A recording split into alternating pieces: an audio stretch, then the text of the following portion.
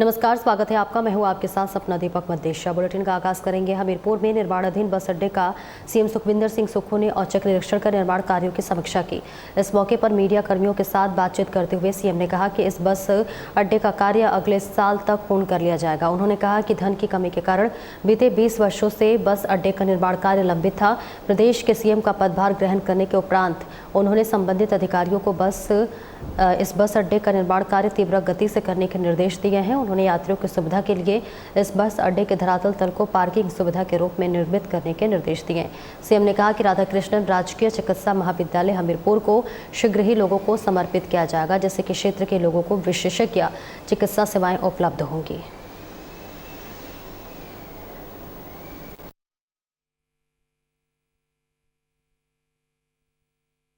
Bus stand कम commercial complex है बनाने की कोशिश हमारी हो रही है।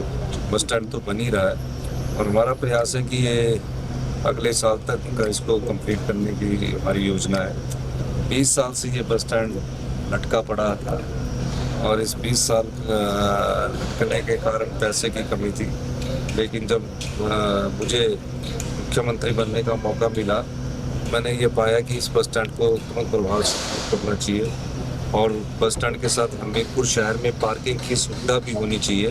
तो मैंने कहा कि पार्किंग की सुविधा बस स्टैंड के निचले फ्लोर पर बने ताकि लोगों को अपनी गाड़ी खड़ी करने की कोई दिक्कत ना हो, कोई टैक्सी स्टैंड वाले हैं उनको दिक्कत ना हो। इस दृष्टिकोण से इस बस स्टैंड को बनाया जा रहा है और मुझे लगता है कि विभाग के अधिकारी अगले वर्ष तक इसको पूरा करके जनता को समर्पित करें।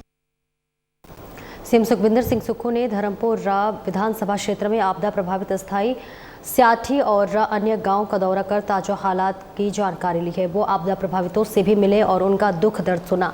सीएम ने प्रभावितों को ढांढस बंधाया और सरकार की तरफ से हर संभव मदद का आश्वासन दिया। सीएम ने कहा कि सरकार प्रभावित परिवारों के साथ खड़ी है।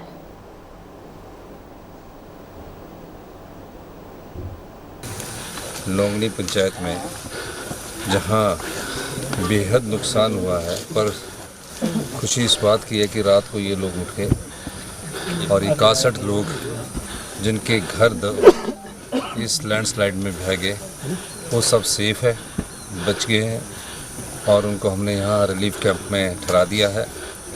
लेकिन जिस प्रकार चट्टानें खिसक रही है, बड़ी बड़ी चट्टानों के खिसकने का कारणों की जांच जरूरी है और मेरा मानना है कि हम अभी पैदल चल के घटनास्थल पर गए हैं।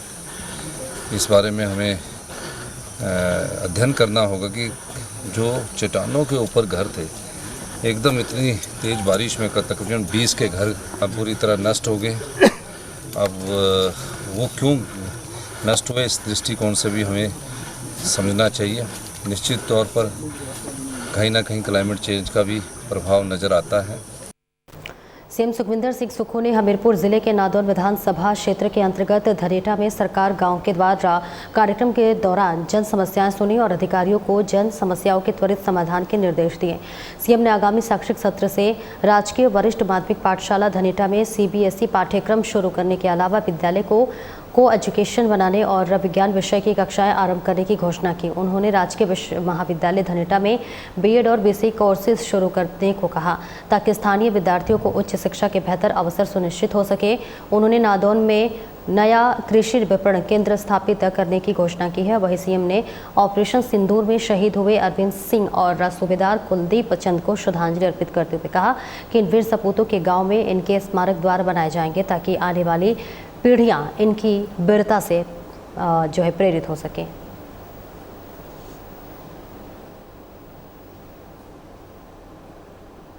हमारे मंत्रिमंडल के सदस्य हम दिन रात इस प्रदेश को आत्मनिर्भर बनाने के लिए कार्य कर रहे हैं।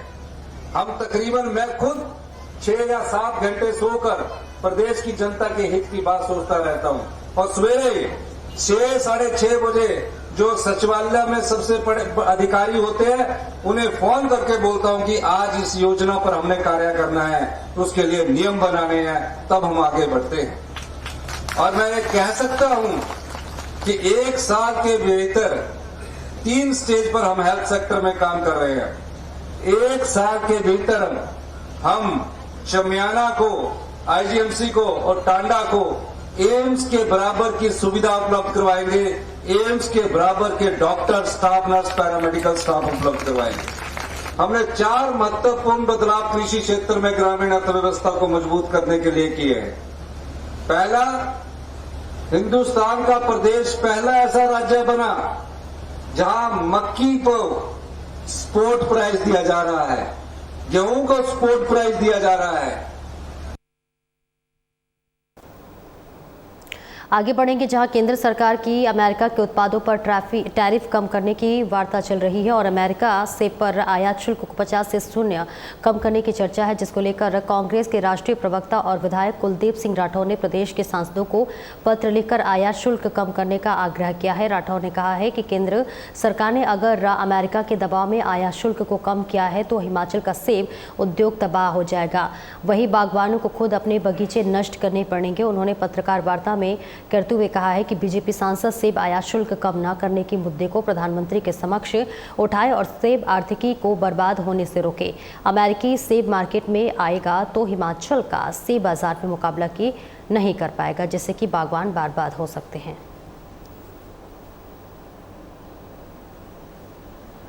हिमाचल प्रदेश में 5,000 करोड़ की आर्थिकी सेब की, ये प्रमुख हमारा उद्योग है और कोरोना के समय में भी जब सारे सेक्टर नुकसान में जा रहे थे, खाली यही सेब उद्योग था जहां हमें मुनाफा हुआ है। आज सेब उद्योग पर बहुत ज़्यादा जो है खतरा मंडरा रहा है। मैं आपकी जानकारी के लिए ये बताना चाहता हूं कि जिस तरह से अमेरिका के राष्ट्रपति डोनाल्ड ट्रंप ने पद संभालने के बाद पूरे विश्व में जवाबी टैरिफ लगाने की घोषणा की, पूरे विश्व में हड़कंप मचा है। वो पूरे विश्व में एक दबाव बना रहे हैं। हालांकि उनकी नीतियों का उनके अपने देश में भी विरोध हो रहा है। नेता प्रतिपक्ष जयराम ठाकुर ने मंडी जिले के आपदाग्रस्त क्षेत्रों का दौरा किया। मीडिया से बात करते हुए नेता प्रतिपक्ष ने कहा कि इस क्षेत्र में प्राकृतिक आपदा आने से बहुत नुकसान हुआ है। इस क्षेत्र की सड़कें भी पूरी तरह से क्षतिग्रस्त हो गई है। उन्होंने कहा कि मैंने सीएम और उनके अधिकारियों से बात की है, जल्दी इस क्षेत्र के लोगों को सुविधाएं मुहैया कराई जाए।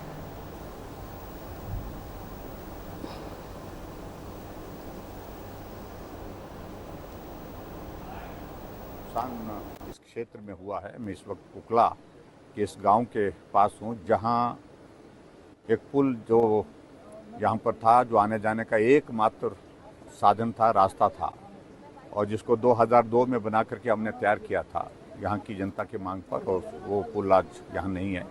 8 मकान जो हमारे सामने यहाँ इस तरफ मेरी बाईं तरफ जहाँ मैं खड़ा हूँ इस तरफ थे, उनका कोई पता सता नहीं है। वो सारे मकान बह करके चले गए हैं। सिर्फ इतना ही है कि आदमी यहाँ से सुरक्षित निकलने में सफल हुए हैं। और इसके अलावा इस तरफ जहाँ पर राइट साइड में मेरा इस तरफ जहाँ मैं खड़ा हूँ, तो इस तरफ पे बहुत बड़ी संख्या में जो रोड, तो बिल्कुल ही रोड का तो नामो निशान नहीं रह गया, लेकिन मकान जो थे वो भी यहाँ से भी गुम हो, मतलब यहाँ से भी वो मकान सारे बह करके चले गए हैं। तो बहुत बड़ा नुकसान हुआ है। लेकिन यहाँ थोड़ा इस बात को लेकर संतोष है कि यहाँ ज़िंदगी नहीं गई है। पशुधन का नुकसान ज़रूर हुआ है, लेकिन उसके बावजूद मकान का ज़रूर नुकसान हुआ है, लेकिन ज़िंदगी बच गई है। यही एक 4 लेन निर्माण के चलते बीते दिन शिमला के भट्टा कुफर में एक 5 मंजिला मकान धाराशायी हो गया था और अन्य 5 भवनों को भी खतरा पैदा हो गया। वहीं मंगलवार को लोक निर्माण मंत्री विक्रमादित्य सिंह ने नुकसान का जायजा लाने के लिए मौके पर पहुंचे और वहां पर उन्होंने अधिकारियों को जरूरी दिशा निर्देश भी दिए। इसके बाद विक्रमादित्य सिंह ने 4 लेन निर्माण कार्य का जायजा भी लिया। इस दौरान विक्रमादित्य सिंह खुद फोटो खींचते हुए नजर आए। साथ ही 4 लेन निर्माण कंपनी की ओर से 90 डिग्री पर की जा रही कटिंग पर भी उन्होंने सवाल खड़े किए हैं और इस मामले को केंद्रीय मंत्री नितिन गडकरी के समक्ष उठाने की बात कही। साथ ही 4 लेन निर्माण कार्य पर नजर रखने के लिए एक हाई पावर कमेटी का गठन करने का सीएम से आग्रह करेंगे। उन्होंने कहा है कि आज सुबह केंद्रीय मंत्री नितिन गडकरी से बात की गई और उन्हें भी अवगत कराया गया है। उन्होंने विश्वास दिलाया है कि इस पर संज्ञान लिया जाएगा।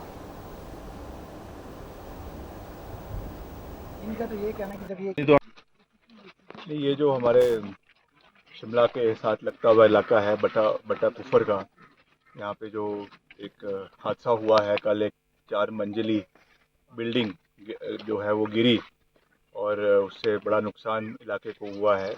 वो तो चलो दुखद है ही है, मगर उसके साथ साथ ये जो पूरा रेजिडेंशियल इलाका है, खास करके जो बटा कुफर की रेजिडेंशियल कॉलोनीज़ है या जहाँ से ये प्रस्तावित 4 लेन का काम चला हुआ है, इसमें जिस तरीके से ये होना चाहिए इसमें बहुत सी कमियां हैं और हमने लगातार इस विषय को जो है केंद्र सरकार से उठाया है।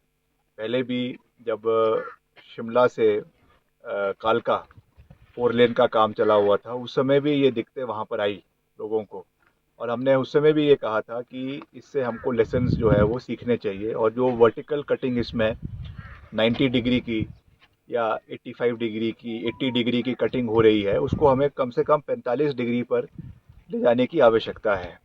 और जिस तरीके से इसमें कार्य हो रहा है, इसमें कई जगहों पे ऐसी कंप्लेंट्स आ रही है कि जितना उनका एक्वायर्ड विड्थ है उससे ज़्यादा जाके काम हो रहा है।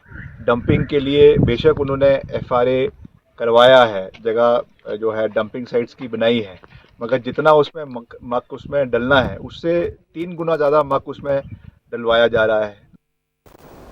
घुमरावी में पूर्व मंत्री राजेंद्र गर्ग ने प्रेस कॉन्फ्रेंस के इस दौरान गर्ग ने प्रदेश कांग्रेस सरकार पर निशाना साधते हुए कहा कि प्रदेश की कांग्रेस सरकार भूमाफिया, शराब माफिया और ठेकेदारों की कठपुतली बनकर काम कर रही है। घुमारवी चुनाव क्षेत्र के ग्रामीण इलाकों में शराब के ठेके खोलकर कांग्रेस सरकार ने जनता के विश्वास के साथ धोखा किया है। गर्ग ने कहा कि ग्राम पंचायत गाहर के गाँव गाहर, पंचायत कोठी के गाँव कोठी और सोई देलके में और पंचायत सुनहनी के गांव बरट के शराब के ठेके खुलवाना न सिर्फ सामाजिक व्यवस्था पर हमला है, बल्कि ये दर्शाता है कि सरकार को जनहित नहीं माफिया हितों की चिंता है। शिक्षा मंत्री राजेश धर्माड़ी द्वारा कल दिया गया यह बयान, ये आबकारी नीति जो है भारतीय जनता पार्टी के समय की है, जिसमें NOC लेने के लिए पंचायतों की कोई आवश्यकता नहीं है। अगर कहीं कोई शराब का ठेका खोलना होगा, ये सरासर झूठ है, गलत है। और इस नियम जो है 27 मार्च 2025 को प्रदेश की सरकार ने ये नियम जो है पारित किया है, इसको विधानसभा के अंदर, कैबिनेट के अंदर, और तब से ये लागू है। और हम ये कहना चाहते हैं, फिर भी आप भाजपा के ऊपर इन सारे दोषों को मढ़ना चाहते हैं। अगर ऐसी बात भी है तो जिस प्रकार आपने आते से ही, कांग्रेस की सरकार ने आते से ही जनहित में खोले गए जो संस्थान थे, कार्यालय थे, सैकड़ों की संख्या में, वो आपकी सरकार ने एकदम से बंद कर दिए। फिलहाल इस बुलेटिन में इतना ही। नमस्कार।